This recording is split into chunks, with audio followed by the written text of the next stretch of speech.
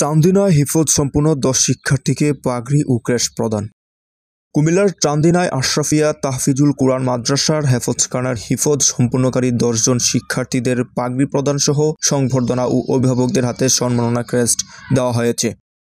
সোমবার চান্দিনা পৌরসভার ওয়াবদা রোড মহারং এলাকায় অবস্থিত অত্র মাদ্রাসায় হাফেজ ছাত্রদের পাগড়ি প্রদান উপলক্ষে অভিভাবক সমাবেশ ও দোয়া অনুষ্ঠানে ওই সংবর্ধনা ও পাগড়ি প্রদান করা হয়।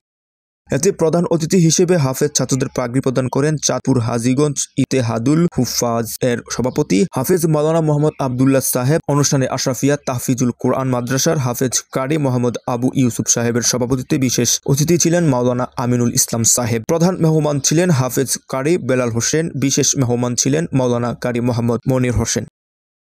এবছর হিফজ সম্পূর্ণকারী হলেন হাফেজ মোহাম্মদ ওসামা, হাফেজ মোহাম্মদ আবদুল্লাহ, হাফেজ মোহাম্মদ সিয়াম হোসেন, হাফেজ মোহাম্মদ সাব্বির হোসেন, হাফেজ সিফাতুল ইসলাম, হাফেজ মোহাম্মদ সাকিবুল ইসলাম, হাফেজ মোহাম্মদ আবদুল্লাহ সাইফ, হাফেজ মোহাম্মদ আশরাফ আলী, হাফেজ মোহাম্মদ সাকিবুল ইসলাম ও হাফেজ মারুফ হোসেন।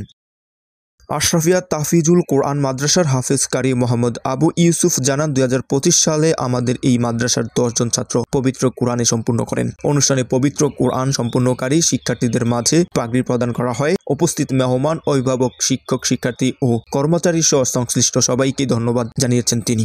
বিশেষ করে সুন্দর আয়োজনের জন্য যারা অক্লান্ত পরিশ্রম ও বিভিন্নভাবে সহযোগিতা করেছেন সবার প্রতি কৃতজ্ঞতা জ্ঞাপন করেছেন তিনি। সম্পূর্ণ অনুষ্ঠানের পরিচালনায় ছিলেন কুমিল্লা আদর্শ সদর বাজগড্ডা বাজার কেন্দ্রীয় জামে মসজিদের ইমামে খতিব মাওলানা মোহাম্মদ আমির হোসেন নিজামী।